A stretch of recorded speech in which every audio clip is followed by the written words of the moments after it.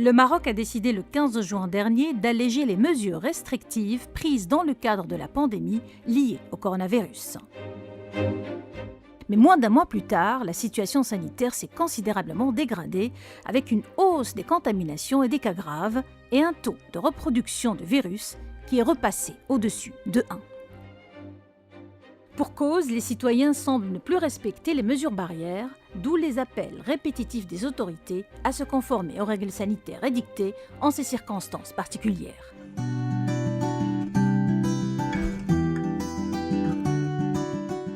Dr Abdelkrim Ziane Belfqih, chef de la division des maladies transmissibles à la direction de l'épidémiologie et de lutte contre les maladies relevant du ministère de la Santé, décrypte la situation épidémiologique actuelle. La situation épidémiologique au sujet de Covid-19 est en train de changer, elle est en train d'évoluer. Depuis 2-3 semaines, nous avons constaté une augmentation des cas positifs. Durant les premières semaines, il y a eu une augmentation de quelques points, c'est-à-dire de 5 à 10%. Mais durant les 2 dernières semaines, il y a eu quand même des augmentations assez importantes. On touche maintenant entre 50 et 60% d'augmentation. Et il y a aussi une augmentation dans les cas positifs. Il y a une augmentation dans le nombre de décès, le taux de létalité. Donc nous sommes dans une situation assez sensible qui demande une vigilance et une prise en compte assez importante. Quels sont les indicateurs sur lesquels s'appuie le ministère de tutelle pour évaluer l'épidémie dans le Royaume ? Il y a le retour des Marocains résidant à l'étranger, il y a la reprise des vols aériens et maritimes, donc il y a une ouverture beaucoup plus importante. Donc on doit suivre toutes les évolutions de la situation épidémiologique dans le monde. Deuxièmement, comme vous savez, il y a une organisation aussi bien centrale que territoriale. Il y a des équipes qui sortent, qui font des investigations et qui suivent le nombre des cas positifs. Au niveau des hôpitaux, on suit les nouvelles entrées, les décès, les guérisons, etc. Donc il y a une multitude d'indicateurs qui nous donnent une évolution plus ou moins exacte de la situation épidémiologique. Le ministère de la Santé préconise plusieurs mesures de précaution pour sensibiliser la population. Encore faut-il qu'elles soient respectées. Dans une épidémie, il y a 3 facteurs et 3 déterminants très importants. Premièrement, l'agent causal, c'est le virus. Donc, il faut agir sur le virus. Deuxièmement, il faut avoir un certain nombre de mesures. Et troisièmement, il faut respecter ces mesures. Donc, chacun est responsable d'un secteur. Sur le plan viral ou sur le plan virus, comme vous savez, nous sommes en train de vivre un certain nombre de mutations de ce virus. Il y a 4 variantes préoccupantes qui circulent dans le monde et il faut prévenir et se prémunir contre l'introduction de l'un de ces variants. Troisième point très important, c'est le comportement de la population vis-à-vis de ces mesures. Nous sommes en train de réussir notre campagne de vaccination et je pense qu'avec l'arrivée des nouvelles dotations de vaccins, nous allons reprendre et nous allons atteindre dans les 24-48 heures la 20 millionième dose de vaccin contre la Covid-19. Aujourd'hui, l'inquiétude gagne du terrain après la recrudescence des cas positifs à la Covid-19. Les Marocains sont-ils conscients que la maladie existe toujours ? Comprennent-ils vraiment que l'allègement des restrictions ne signifie pas la fin de l'épidémie ? Ils témoignent. En général, les gens doivent se résoudre à suivre les recommandations des États en ce qui concerne la prophylaxie, al-wiqaya. La prophylaxie est une base de l'hygiène sociale. Je préconise que les gens prêtent l'oreille aux recommandations des hommes de science pour que le message passe. Sincèrement, auparavant, nous étions beaucoup plus réceptifs et plus consciencieux quant au port du masque, l'utilisation du gel. Aujourd'hui, avec l'allègement des restrictions, nous avons lâché prise.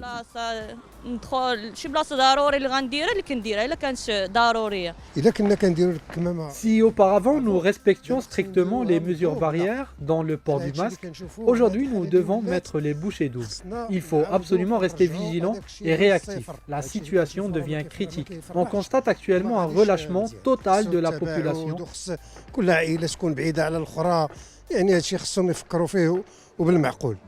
Le monde a franchi le cap tragique des 4 millions de décès par la Covid-19 selon l'Organisation mondiale de la santé. Il faut donc redoubler de vigilance. Dr Taïb Hamdi, chercheur en politique et système de santé, nous explique pourquoi il faut s'inquiéter de la situation actuelle.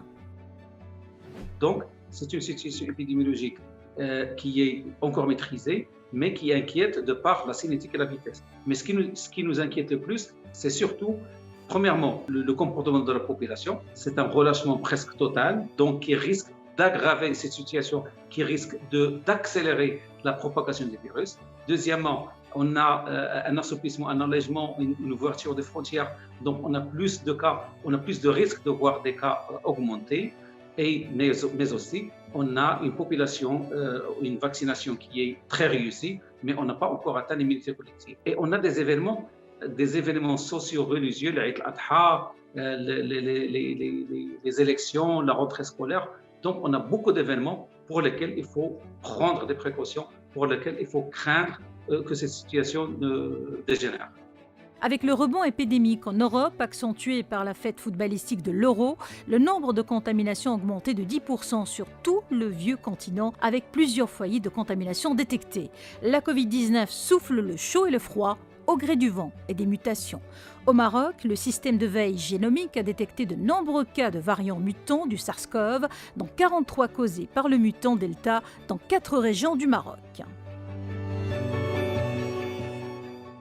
C'est un variant qui se propage 60% plus vite que le variant alpha. Le variant alpha lui-même qui se propage plus vite 70% par rapport à la souche classique. Le variant delta, malheureusement, cause 2 fois plus d'hospitalisation par rapport au variant alpha. Le variant delta réduit l'efficacité de l'immunité qui est acquise par la maladie Covid-19 ou qui est acquise par la vaccination, surtout les personnes qui ont, les études ont montré que les personnes qui ont reçu une seule dose, l'efficacité elle est réduite de jusqu'à 30%, à 30% d'efficacité. Ça veut dire qu'on a 70% de risque de faire la maladie. Heureusement que pour les personnes qui ont reçu 2 injections, 2 doses, ils sont protégés contre la maladie et contre les formes graves. Mais aussi, les personnes qui ont raté ce rendez-vous, il faut qu'ils se précipitent pour se faire vacciner. Parce que c'est parmi les personnes qui ont 50, 60, 70 ans, plus qui ont des maladies chroniques, qui ont des problèmes de tension, de diabète, qui ne sont pas encore vaccinés. C'est parmi ces personnes que malheureusement le virus, que le variant Delta, que la souche classique, que le variant Alpha va recruter le plus vers la réanimation et vers le décès. Donc ces personnes-là doivent se faire vacciner. Au Maroc, 9 220 292 personnes ont été complètement vaccinées contre la Covid-19, mais nous sommes encore loin de l'immunité collective puisqu'elle requiert la vaccination de plus de 2/3 de la population au moins. En l'absence de cette immunité collective qui va prendre du temps pour s'installer, Dr Taïb Hamdi préconise 2 mesures simples et efficaces.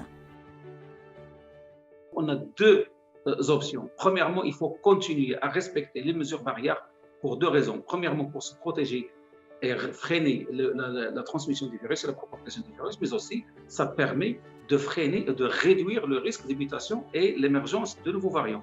D'un autre côté, il faut vacciner le plus vite possible, le plus large possible. Parce que d'une part, on protège, d'une part, on freine le virus, mais d'autre part, il faut vacciner pour donner de l'immunité à la population pour pouvoir arriver à l'immunité collective.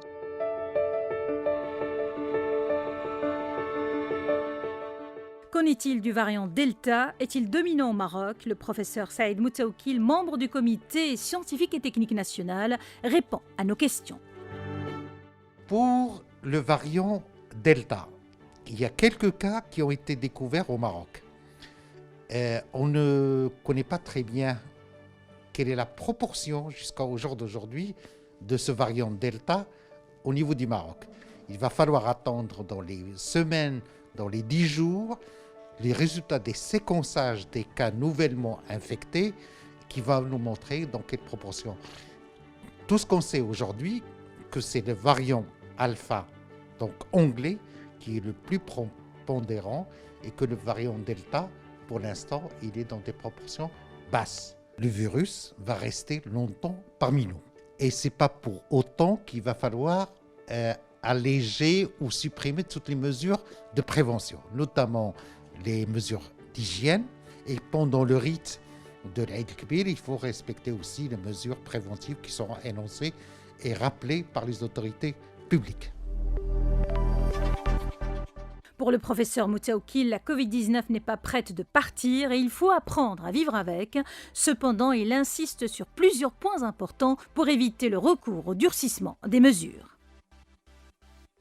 Toutes les dispositions qui sont prises au niveau du Maroc sont en fonction d'une situation épidémiologique donnée, ce qui va vers des mesures restrictives beaucoup plus sévères ou vers l'allègement.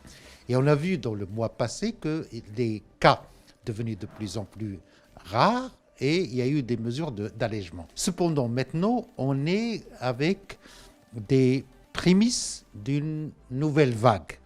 Et c'est pour ça qu'il va falloir un petit peu réactiver les choses selon les données scientifiques, selon les recommandations de la Commission scientifique nationale. Et puis, les décisions, elles vont relever de l'autorité publique, c'est-à-dire du régalien, et c'est les commissions interministérielles et le gouvernement qui va prendre les dispositions nécessaires pour accompagner ça. Le confinement n'est pas une solution durable, elle est lourde de conséquences, et je crois qu'il va falloir accélérer la vaccination, prendre les mesures préventives et respecter les règles d'hygiène. Rappelons qu'Abdelouafi Leftit, ministre de l'Intérieur, a également haussé le ton il y a une semaine, appelant les wali et gouverneurs à redoubler d'efforts pour faire respecter les mesures barrières. Par ailleurs, le Conseil de gouvernement a décidé le 8 juillet de prolonger l'état d'urgence sanitaire sur l'ensemble du territoire national jusqu'au 10 août 2021. Renforcer la vigilance et réveiller les consciences afin de mieux contrer la pandémie pour éviter un rebond à large échelle cet été est l'objectif visé. La balle est désormais dans le camp des citoyens.